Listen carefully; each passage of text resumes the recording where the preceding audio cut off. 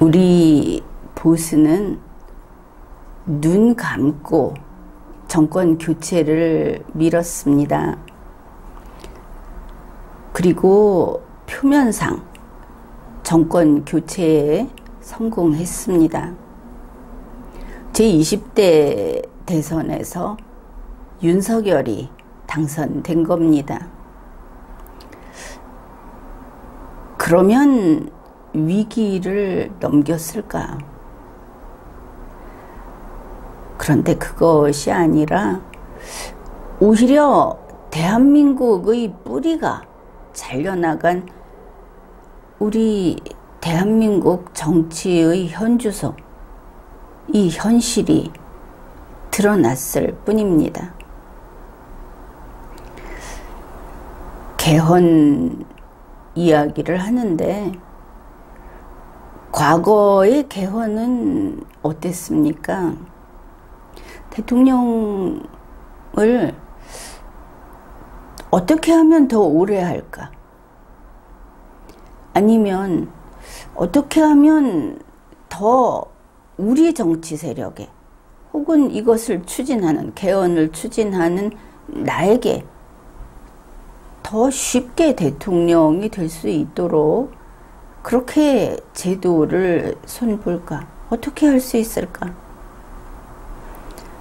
바로 이런 데에서 출발한 개헌 논의, 개헌 추진이었던 것을 알 수 있습니다. 그런데 이런 개헌은 그 주축이 우리 국민들이 아니고 다 정치인들이었습니다.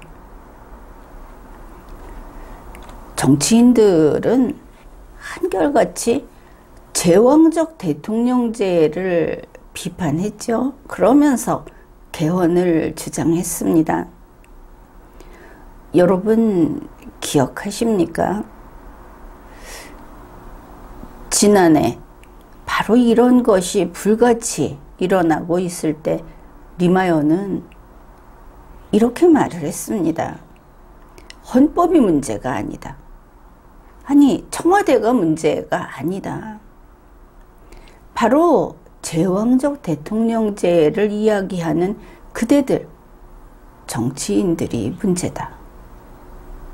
그 전부터 리마여는 이러한 입장을 고수해 왔습니다. 이번 대선이 끝나고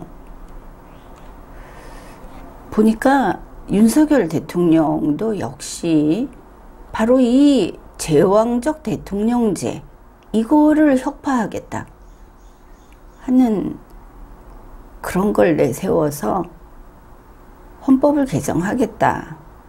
또 하나는 청와대를 이전하겠다. 이랬던 것입니다. 과연 윤석열 대통령은 청와대를 대통령 집무실에서 폐지하고 용산 이전을 강행했습니다.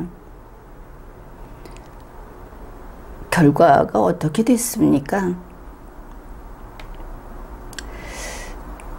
제왕적 대통령제가 혁파된 것이 아니고 그냥 윤석열이 왕의 자리에 앉아버린 그런 결과가 되지 않았습니까? 용산에 용궁이 생긴 겁니다. 왕족과 공신들이 생겼고 거대한 윤석열 카르텔이 형성되었습니다. 우리 국민은 국민 주권을 저 용궁에 탈취당한 것입니다. 제20대 대선은 보수가 사기당한 대선입니다. 이대로 갈 수는 없는 것이죠. 뒤집어 엎어야 하는데 만일 이렇게 흘러가는 대로 놔두면 좌파가 뒤집을 것입니다. 이제 대한민국의 주인인 우리 국민이 나설 때가 된 것입니다. 리마요는 우리가 너무 이상적이었다 하는 것을 인정하겠습니다. 긴 시간 저 정치인들에게 기회를 주고 지켜봤지만 정치인들은 우리 국민들과는 달랐습니다. 썩어 빠져서 구제불능인 것입니다. 대한민국의 정치인들은 더 이상 고쳐 쓸 수 있는 상태가 아닙니다. 그런 무리를 그럼에도 불구하고 우리 국민의 일꾼으로 부리기 위해서는 이제 하는 수 없이 헌법을 바꿔야 하겠습니다. 우리의 헌법은 저렇게 비록 썩어 빠진 정치인 카르텔일지라도 훌륭하게 규율하는 그런 통제력을 지녀야 하는 것입니다. 물론 보면은 좌파 정치인들이 정치 개혁을 내세워서 개헌을 주장해 왔습니다. 국회에는 정치개혁위원회라는 게 시시때때로 형성이 되고 그리고 그때마다 거기에 사람들을 채워놓고 비싼 음식점에서 모임을 갖고 이렇게 해왔습니다. 그러나 그 정치 개혁을 하겠다고 하는 그런 개헌 추진 세력이 추구하는 게 무엇이겠습니까? 그거는 역시 정치인 카르텔의 이익을 증진시키는 것. 그게 그들의 목표입니다. 국민의 이익, 그리고 결국은 국민의 이익으로 돌아가게 되어 있는 국가의 이익, 이런 것은 그들의 목표가 아닌 겁니다. 이제 우리는 정치인의 말을 믿을 수가 없습니다. 어제 조국이 나빴고 문재인이 나빴다 이랬는데 오늘 한동훈이 나쁘고 윤석열이 나쁘다, 이들이 좀 더 나쁘다 이러고 있지 않습니까? 참 지나고 보니 또 겪어보니 정말 누구 하나 괜찮은 사람이 없었습니다. 다 나쁜 것입니다. 대한민국 정치에 희망이 없는데 이게 문재인 시즌2냐 아니면 그것은 아니냐 하는 이런 것은 더 이상 중요하지 않은 겁니다. 흔히 민주화 30여 년 그 세월 동안 엎치락 뒤치락 하면서 보수와 좌파가 싸워왔다 이렇게 이야기를 합니다. 그러니 때로는 보수가 승리하고 때로는 좌파가 승리하고 이랬다는 그런 식의 설명인 것이죠. 그게 어찌 됐든 2022년 이제 국민은 누구나 대한민국에서 보수 우파가 와해되었다 하는 것을 알고 있습니다. 비유하자면 도둑대가 창궐해도 도둑을 체포할 경찰이 없는 그런 상태다. 그런 뜻입니다. 그러니 이 모든 것을 바로잡을 수 있는 것은 헌법과 우리들 국민뿐인 것입니다.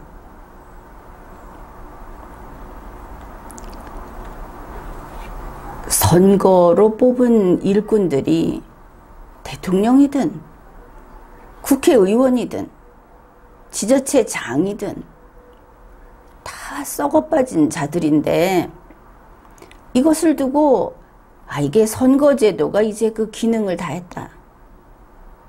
아니 국민이 수준이 낮아서 그렇다 하고 이런 엉뚱한 탓을 하고 엉뚱한 이유를 갖다 대는 거, 이거 전부 정치인 카르텔의 속임수입니다.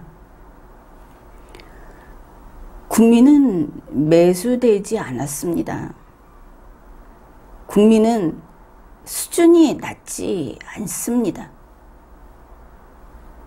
그리고 헌법이 나쁜 것도 아니고 대한민국의 제도가, 선거제도가 기능을 다했다, 이런 그런 것도 아닙니다.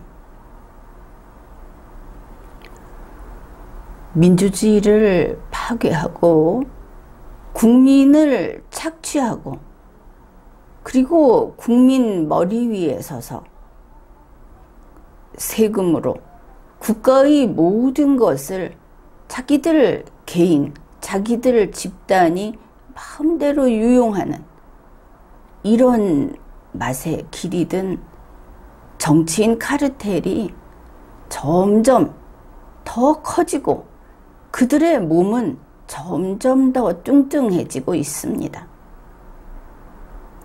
이것을 어떻게 할 것인가? 우선 정치인 카르텔의 살을 빼야 하겠죠. 홀쭉하게 슬림화해야 하겠습니다. 그리고 이 정치인 카르텔을 잘라낸, 쫓아낸 그 자리를 우리들 전체 국민이 나눠 가져야 하는 겁니다. 이것이 1948년 건국 헌법부터 지금까지 우리 대한민국 헌법이 규정하고 있는 국민 주권주의인 것입니다. 간단히 정리하면 이렇습니다. 지금 대한민국 정치가 이 모양이 된 것, 심지어 국가까지 흔들리고 있고 그저 내놓고 부패를 저지르고 내놓고 권력자 노릇을 하고 있고, 이것은 대한민국의 선거제도가 한계를 드러낸 것이 아니고 국민의 수준이 낮아진 것이 아니다 하는 겁니다. 문제는 정치인에게 있다. 문제는 정치인 카르텔에게 있다. 그러니 정치개혁이라고 하는 것은 정치인 카르텔을 개혁해야 하는 것이고, 그러면 언제? 바로 지금 이 개혁을 해야 한다 하는 것입니다. 다시 말해서 대한민국의 통치기관을 리셋해야 한다. 그렇게 함으로써 정치인 카르텔을 해체해야 한다, 이런 뜻입니다.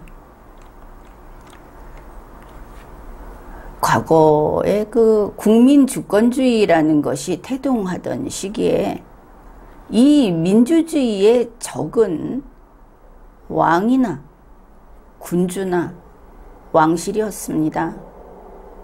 그래서 대한민국 헌법에서 제일 첫머리에서 전제정치를 금지한 겁니다. 그러면 이제 2022년 현재를 봅시다. 이 땅에서 민주주의의 적은 바로 정치인 카르텔입니다. 그러니 대한민국의 통치기관을 리셋해서 정치인 카르텔을 해체해야 하는 것이죠. 그러면 어떻게 할 것인가? 이 대한민국의 통치기관, 이것을 리셋하려면은 헌법이 나설 수밖에 없는 겁니다. 따라서 대한민국 통치기관을 리셋, 다시 초기화, 새로 만드는 것, 이것은 개헌으로 해야 합니다.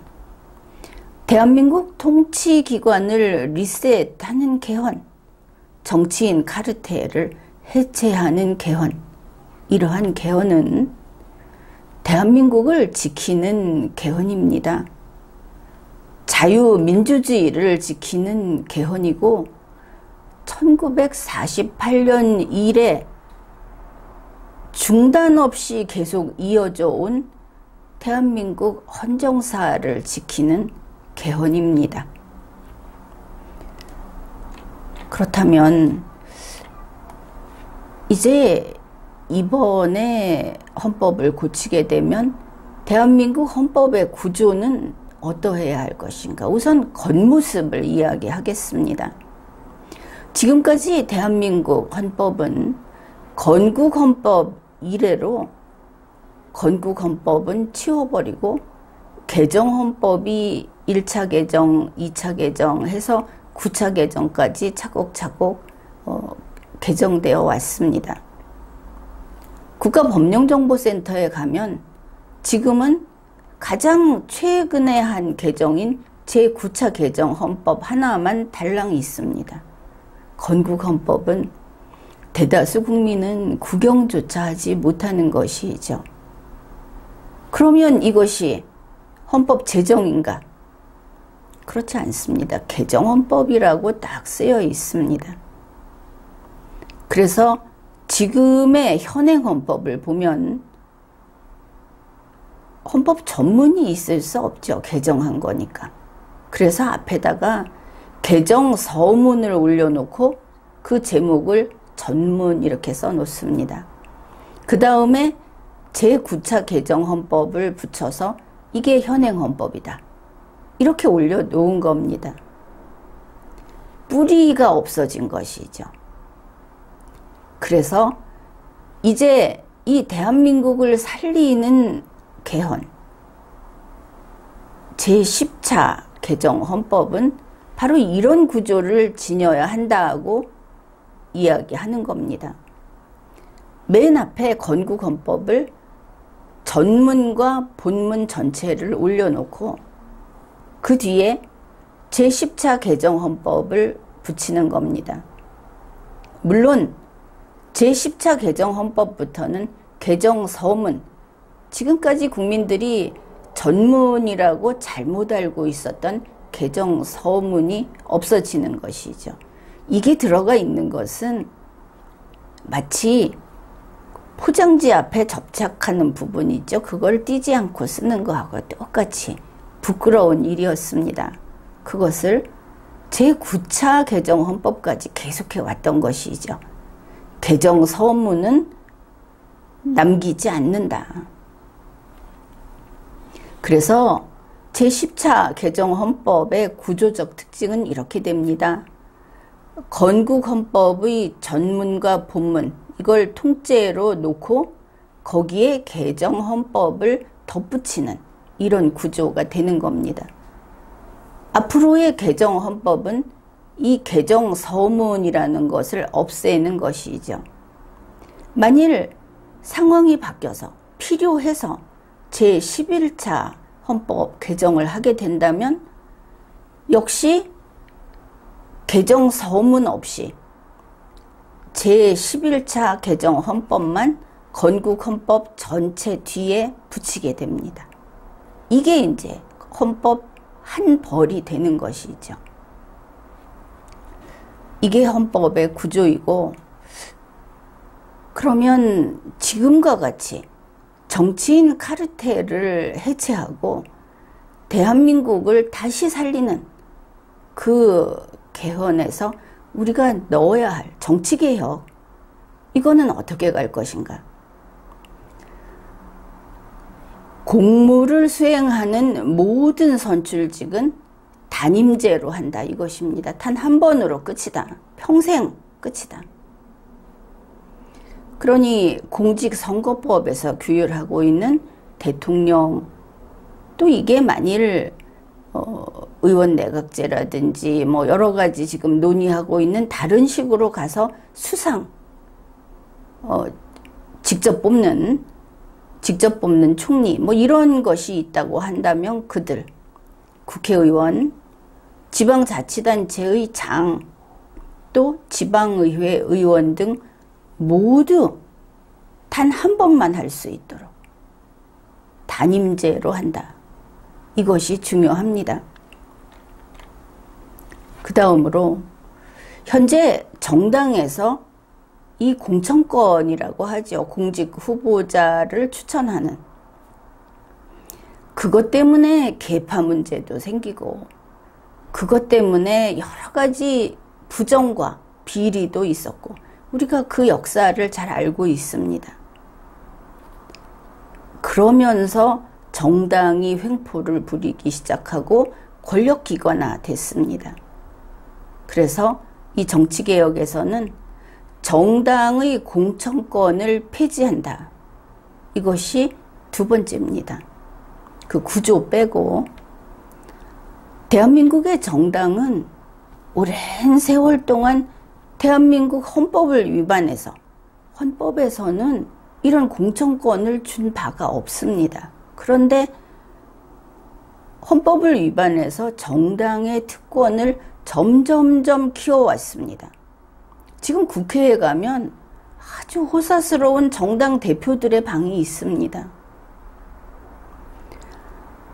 헌법을 위반하고 자유민주주의를 파괴한 것이 바로 이 정치인 카르텔 가운데서 정당 귀족들인 겁니다. 정당이 자기들 스스로에게 수여한 특권인 것이죠. 이러한 정당의 자기 수여 특권을 박탈해야 하는 겁니다. 대한민국 헌법에서는 정당이 국민의 정치적 의사 형성에 참여할 수 있다고 규정합니다. 참여라는 것은 정당도 n분의 1로서 들어가는 겁니다. 정당이 우선권을 가지고 선거 때 기호 앞번호를 받고 이런 게 아니다 하는 것이죠. 정당 추천 후보자도 아니면은 무소속, 원래 무소속이라는 말도 그렇죠. 그냥 국민의 추천을 받은 후보자도 이 선거 기호는 추첨으로 정해야 하는 겁니다. 그런데 그러지 않았죠. 정당 우선입니다. 다시 말해서 더 큰 정당은 항상 1번을 받았습니다. 이거는 헌법을 위반해서 자기들 밥그릇을 채운 겁니다. 정당법에서도 국민의 정치적 의사 형성에 참여한다. 헌법의 명령을 받아서 만든 정당법이기 때문에 여기에서 벗어날 수는 없죠. 그런데 정당법 제2조에 가서 이 사람들은 자기들 밥그릇에 밥을 다시 한 그릇 더 쌓아 올렸습니다. 원래 국민 1인과 국민의 집단인 정당에서 나온 후보 1위는 그냥 1대1입니다. 등가치여야 하는 것이죠. 그런데 이 균형이 철저히 깨어졌습니다. 정당에는 국회의원이 많습니다. 국회의원이 자기들 정치인들을 위해서 법을 만들고 헌법에 위반해서 정당은 이런 특권이 있다. 이렇게 만든 것이죠. 아주 괘씸한 공무원들입니다.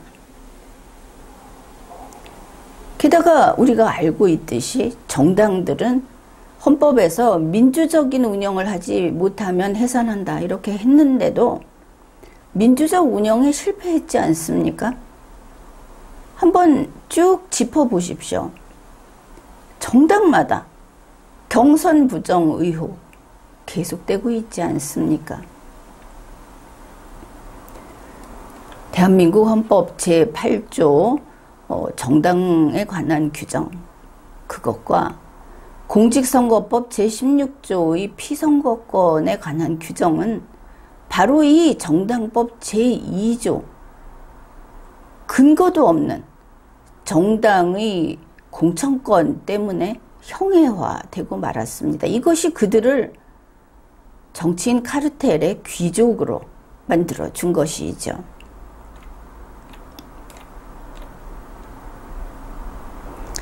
정당 출신 국회의원들이 바로 이런 정당 특검법을 만들고 있었다. 국민을 사기친 겁니다. 권한 남용을 한 것이고.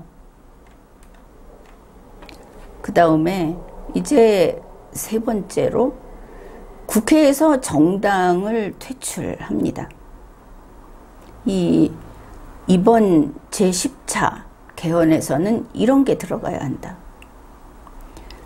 국회는 헌법에서 규정하듯이 국민이 선거 원칙에 의해서 선출한 의원들로 구성합니다. 특정 정당 소속이 구성하는 게 아닙니다. 특정 정당 소속 의원이라고 하면 이게 무슨 뜻이 되느냐? 전체 국민에게 봉사하는 국회의원이 아니고 자기들 정당, 소수 특정인들의 결사체인 자기들 정당에 충성하는 자들이 국회에 가서 국가 의사결정을 하고 그 법을 만들고, 물론 주권자의 명령에 따라서 하지만 일단 명령을 받은 이후는 내 마음대로 한다. 내가 선택한 것이 국민의 뜻이다. 이러고 있지 않습니까? 안 된다. 이제 국회 안에서는 정당을 달고 있는 사람은 들어올 수 없다. 따라서 물론 이런 설명을 리마연에서 한 바가 있습니다. 국회의원 선거가 끝나고 그리고 국회의원으로 당선이 돼서 선서를 하면서 그 순간에 모두 탈당해야 한다. 이것을 헌법에 명확히 규정해야 하는 겁니다. 그러면 어떤 일들이 벌어질 것인가? 원내대표가 없어지겠죠.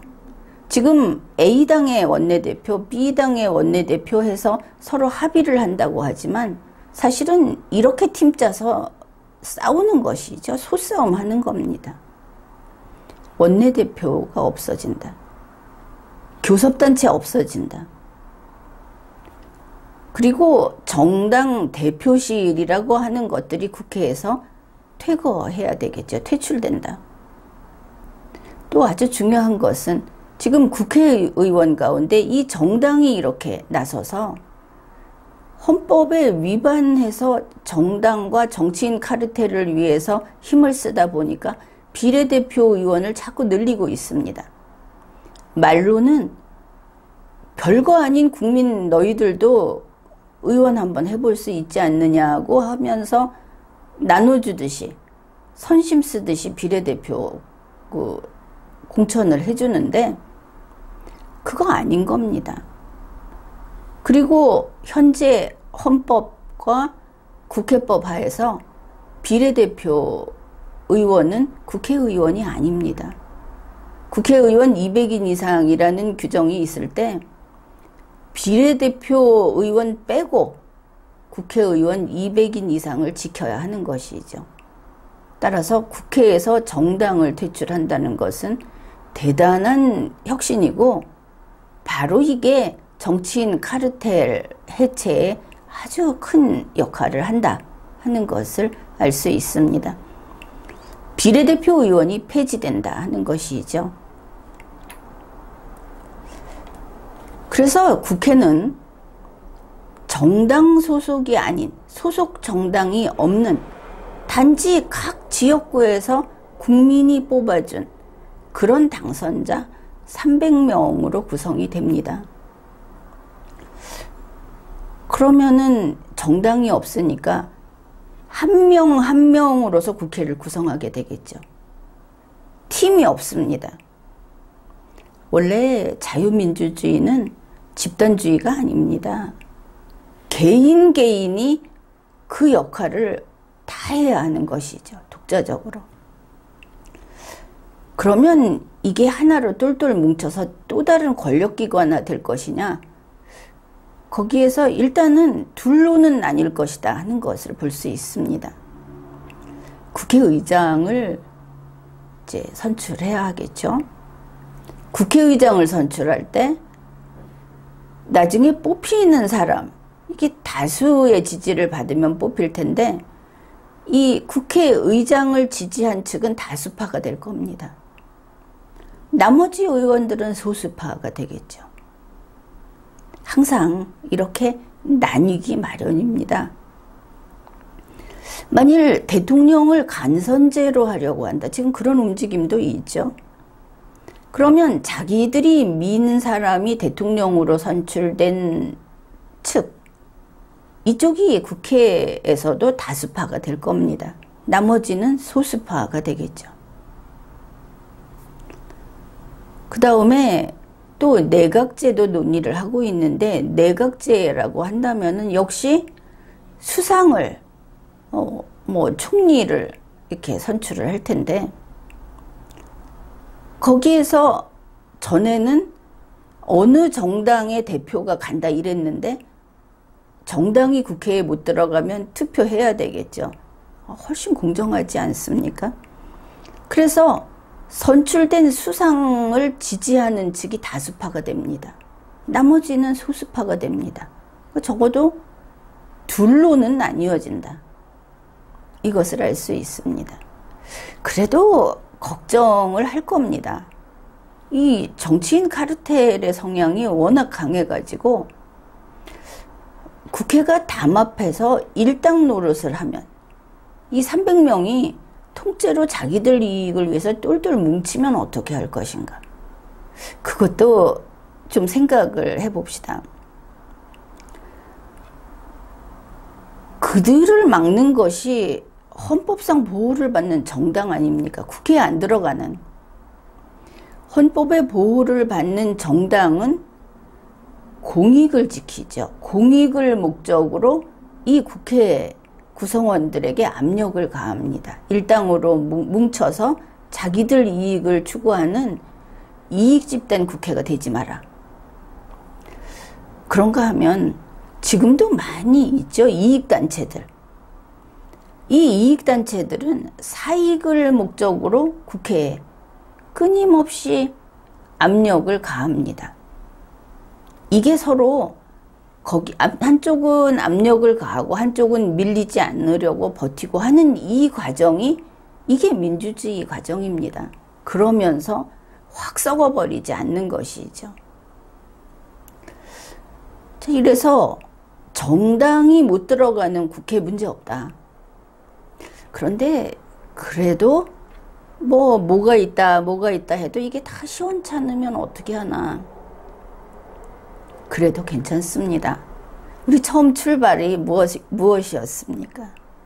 모든 선출직은 단임제다. 바로 그겁니다. 지금 저렇게 못하면 끊임없이 비판을 받고, 그리고 그게 법의 선에 넘어가면 법적 처벌을 받고, 이러면서 다음 선거에 다시 못 들어옵니다. 다음 선거에서 적임자를 선출하면 되는 겁니다. 국회의원 특권, 무슨 불체포 특권, 면책 특권 이러는데 그거 군주주권 시대, 강력한 왕이 있을 때나 있을 법한 일이죠. 혹은 이 권력 분립이 제대로 되지 않았던 어느 우리 같으면 이제 입법, 사법, 행정의 이 3개 정부 중에 어느 한쪽이 나머지 둘을 쥐고 흔드는 상황이라면 모르는데 지금은 그런 시기는 다 지났습니다. 여기에 대해서 반대하는 사람들이 있을 겁니다. 아니 그래도 저 재주 좋고 저 유능한 사람을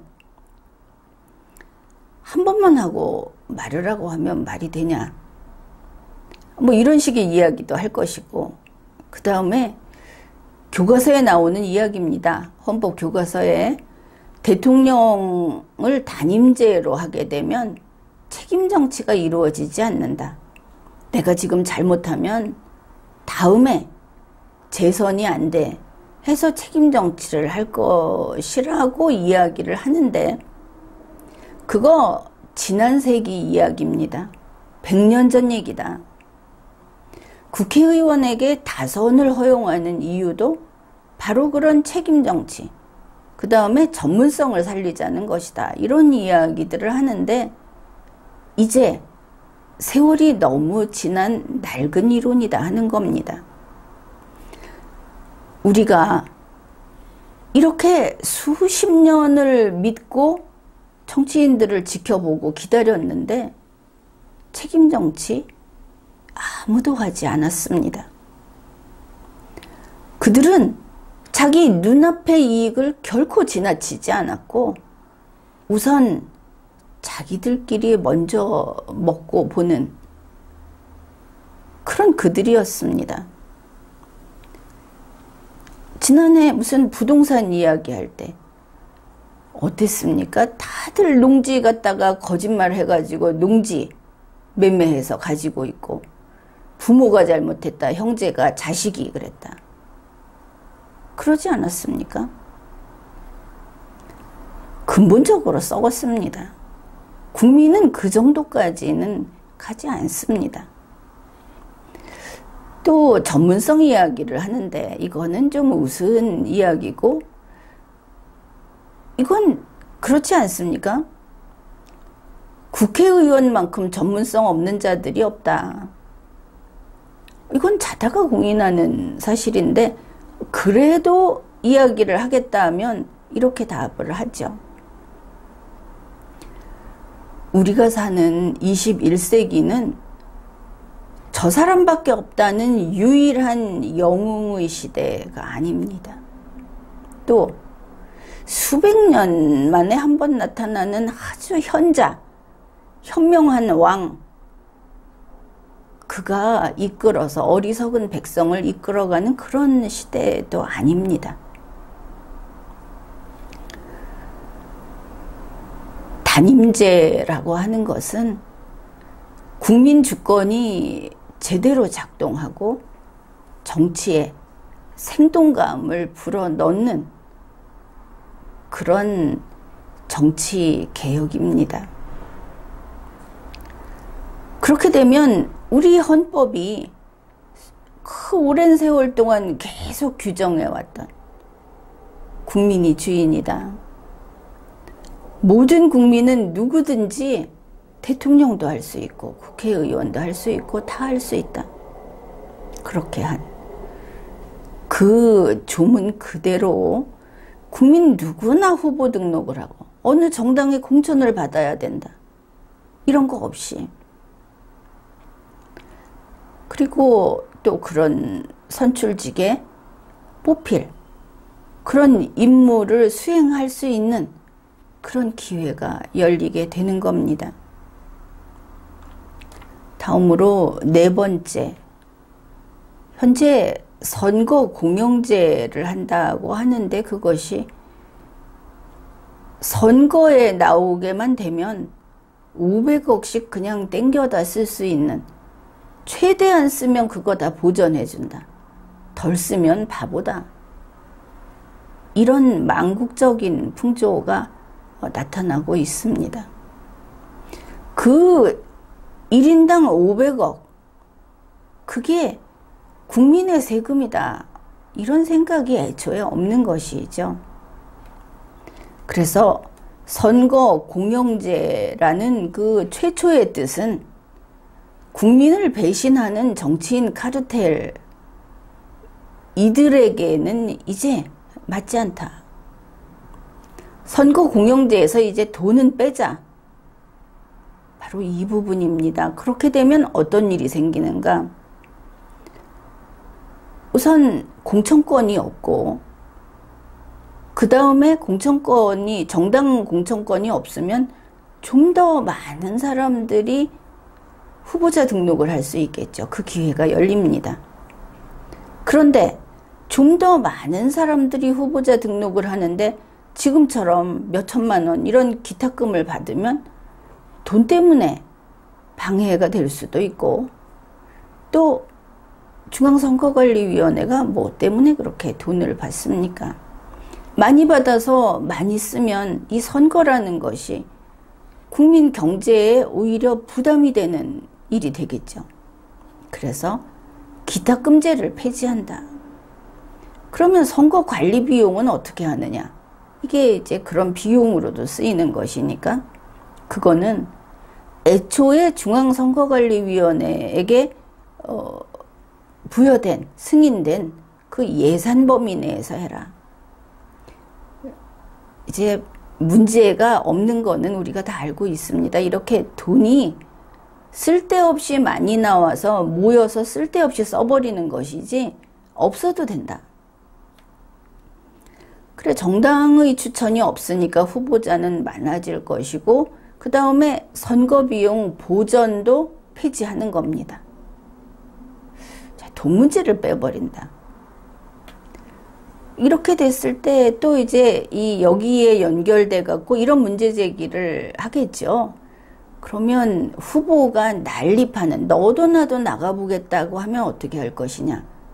후보가 많이 나오면 선거 운영 비용이 올라갈 텐데 기탁금도 안 받으면 어떻게 할 것이냐.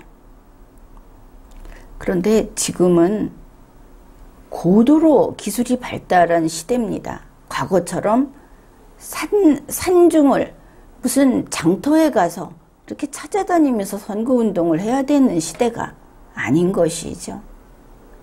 시스템으로 감당이 가능합니다. 정보의 세계 아닙니까? 국민에게 정보는 집집마다 보내주는 게 오히려 쓰레기가 될 정도입니다. 정보는 충분히 정보 전달이 가능합니다. 따라서 이 시대에 이렇게 열어놓고 그 다음에 사실 선거 비용을 보전해 주다 보니까 아날로그식으로 선거운동을 자꾸 합니다. 왜? 직접 돈 뿌리는 맛이 있어야 하니까. 돈 받는, 가서 뭐 하나 얻어먹고 어떤 행사에 들어가고 어떤 장소를 빌려서 하는, 거기에 참석하고 하는 전부 아날로그식의 그런 소비를 오히려 더 늘리는, 그게 선거비용 보전이라는 제도가 만들어 놓은 악영향입니다. 그래서 그런 걸 없애게 되면 오히려 비용이 적게 들 것이다. 국민은 세금을 적게 내도 된다 하는 뜻입니다. 선거 때문에. 또 이 정치 장사꾼들, 일단 후보만 되면, 공천만 되면 그 다음에는 뭐든지 법에 걸리지 않을 만큼 해서 많이 쓰고 나면 국가가 보전해준다고 하는 이런 병폐, 이런 잘못된 무책임하는 생각들, 그것으로 인해서 우리 국민이 허리띠를 졸라매야 하는 일은 덜게 되는 겁니다. 따라서 선거 공영제에서 돈은 뺀다. 그 다음으로 이제 5번째입니다. 이거는 이제 그러면은 이런 개헌은 어떻게 할 것인가 하는 그 부분인데, 대한민국 통치기관을 리셋하는 개헌을 비롯해서 모든 선출직, 공무수행을 하는 선출직을 단임제로 만드는, 이거는 2024년 총선에서 일거에 행한다. 리셋이니까 일부 바꾸고 하면은 개혁이 안 되죠. 제22대 총선이 2024년 4월 10일로 지금 예정이 되어 있습니다. 근데 거기에서 헌법 개정 국민투표 그날 하고 대통령 선거, 만일 직선하는 수상이나 총리를 뽑는다면 그 선거, 국회의원 선거, 지방의회 의원 선거, 지방자치단체의 장 선거를 그냥 동시선거로 실시하는 겁니다. 지금 기술적으로 됩니다. 시스템이 받쳐줍니다. 이거 된다고는 민주당도 이야기했고 국민의힘도 이야기했죠. 그래서 2024년 4월 10일에 대한민국의 통치기관이 리셋된다. 이것입니다. 현재 우리 대한민국 국민들, 이 나라의 주권자에게는 중대한 사명이 있습니다. 지난 세기, 그 지난 100년이 평화로운 시기였다고 할 수 있겠죠. 그런데 거기에 비해서 지금 이 21세기는 우리 인류에게 험난한 100년이 될 것이다 하고 계속 전문가들도 이야기를 했고 각 정부도 이야기를 했고 이제 우리도 그게 분명하다 이렇게 인식하고 있습니다. 자원이 고갈되고 심지어 숨쉴 맑은 공기가 부족하고 마실 물이 부족해진 그런 상태입니다. 최근 우리가 겪어서 알듯이 이 바이러스 침공이라는 말이 아주 쉽게 빈번히 나오지 않습니까? 근데 그렇게 표현이 되는 감염병 팬데믹, 이게 코로나19만이 아닙니다. 다른 거 있죠? 또 세계적으로 긴장하고 이게 많이 보도되지 않는 이런 감염병들, 또 그냥 넘기기는 어려운 인류의 그 유지 존속을 위협하는 이런 것이 쉴 새 없이 터져 나오고 있습니다. 또 게다가 경기 침체가 시작됐습니다. 문제는 21세기의 경기 침체는 우리가 흔히 이렇게 내려갔다 올라갔다 이렇게 그래프를 그리는 일시적인 하향 국면만은 아니다 하는 점입니다.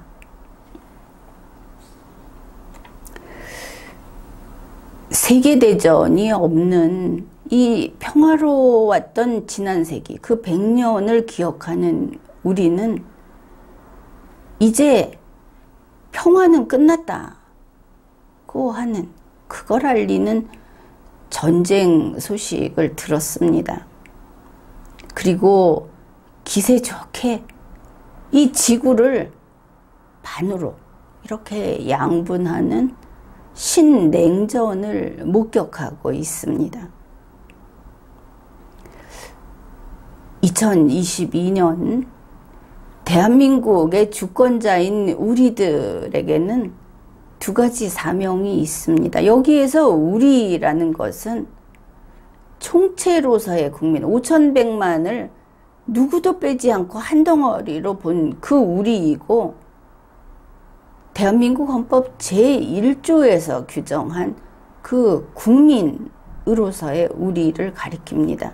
그 우리에게는 두 가지 사명이 있습니다. 첫째, 대한민국과 우리들은 살아남는다. 이것이 첫 번째 사명입니다. 둘째, 대한민국과 우리들은 더 나은 미래로 나아간다. 지구 환경이 제 아무리 나빠도, 세계의 경기가 제 아무리 나빠도 그래도 우리는 전진한다. 이런 뜻입니다. 바로 이러한 사명을 완수하기 위해서 우리는 대한민국 정치를 리셋해야 합니다. 정치 개혁이란 국회, 정부, 이러한 대한민국 통치기관을 리셋하는 것입니다. 지금까지 내용을 총정리하면 이렇게 됩니다. 첫째, 개헌으로 대한민국 통치기관을 리셋하고 정치인 카르텔을 해체한다. 둘째, 개헌은 대한민국을 지키는 개헌, 자유민주주의를 지키는 개헌, 1948년 이래의 대한민국 헌정사를 지키는 개헌이다. 셋째, 제10차 개정헌법의 구조는 앞에 건국헌법이 통째로, 그 전문과 본문이 통째로 들어가고 그 뒤에 제10차 개정헌법이 붙는 그런 구조다. 제10차 개정헌법은 지금까지 전문이라고 표기했던 개정서문은 삭제한다. 넷째, 공무를 수행하는 모든 선출직은 단임제로 한다. 다섯째, 정당의 공직 후보자 추천권, 공천권은 폐지한다. 여섯째, 국회에서 정당을 퇴출한다. 원내대표, 교섭단체, 정당대표 등은 국회에서 퇴거한다.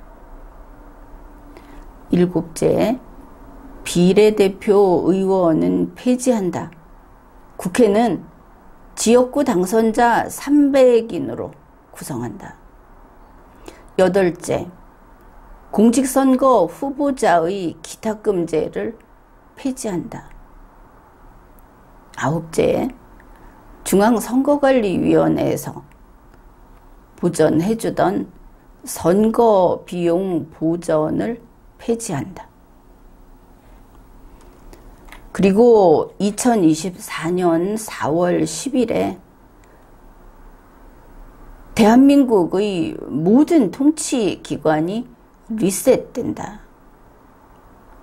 2024년 4월 10일에 공무를 수행하는 모든 선출직은, 이 단임제 선출직은 동시선거로 선출한다.